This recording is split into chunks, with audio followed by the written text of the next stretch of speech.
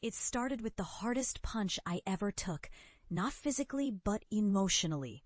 My family, my own blood, looked at me like I was some kind of lost cause. They called my dreams ridiculous, said I was wasting my life chasing fungi and dirt while the world moved on without me. I remember my mother's eyes narrowing as she scoffed. "You'll never make a difference doing that, Alex. You're just a joke." It cut deeper than any fist. They didn't just dismiss me. They crushed me with words, telling me I was an embarrassment, a fool clinging to a fantasy that would end in failure and shame. And I believed them for a long time. But that pain ignited something fierce inside me, a stubborn fire that refused to go out. I packed my bags, left the bitter echo of their words behind, and plunged full throttle into my true passion, the hidden world beneath our feet, the fungi that hold ecosystems together. I knew I was onto something revolutionary, even if the world laughed. I studied microbiology, indigenous lore, ancient practices. I spent sleepless nights in my makeshift lab, experimenting with fungal networks, discovering ways to restore poisoned lands when everyone else dismissed it as tree-hugger nonsense. Every mock, every ridicule, fueled my resolve. I was determined to prove them wrong. Years passed. My journey was brutal, failures, setbacks, moments when I wondered if I was crazy, but I kept going. I poured my heart into every project, transforming barren fields into lush. But with each tiny sprout of life, I felt the silent, triumphant roar inside me. I was healing what had been broken, proving that my crazy idea was the most important thing I'd ever done.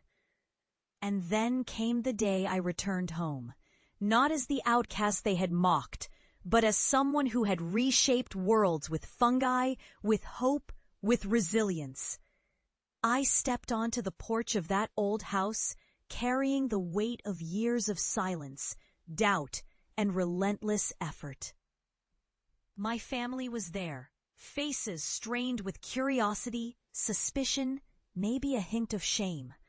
I took a deep breath and walked in confident, unwavering. I wanted them to see, really see, what I had become, to see that their ridicule had only fueled my fire, not extinguished it. The living proof was right in front of them. I led them through the transformation. A once barren hill turned into a vibrant mosaic of trees, flowers, and lush undergrowth, all rooted in the magic of fungi I had cultivated.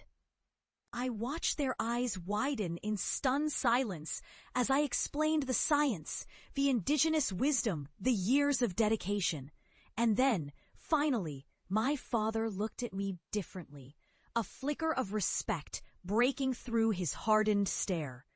My mother's eyes filled with tears, perhaps regret, perhaps pride.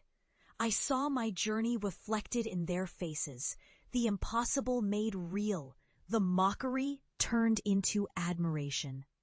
That moment was pure catharsis. More than just a victory over doubt, it was a reminder that sometimes the world dismisses what it doesn't understand. But persistence, integrity, and passion have their own voice. I realized that my story was never about proving them wrong. It was about proving to myself that I was worth more than their words, more than their limitations. I had crossed a bridge from despair to hope, from mockery to respect, and I knew, with every fiber of my being, that I had finally found my true place in this world. Now, looking back, I see their skepticism as the very catalyst that pushed me to break through. My work isn't just about restoring land. It's about reclaiming faith in myself, in unseen connections, in the power of nature's resilience. The fungi taught me that even in darkness, life finds a way, and that sometimes the greatest triumphs come from the most unlikely roots. I stand here today, a testament to patience, perseverance, and the unbreakable belief that our dreams, no matter how wild they seem, can change the world. And to anyone out there feeling mocked or dismissed, remember this: the world only truly fears what it doesn't understand.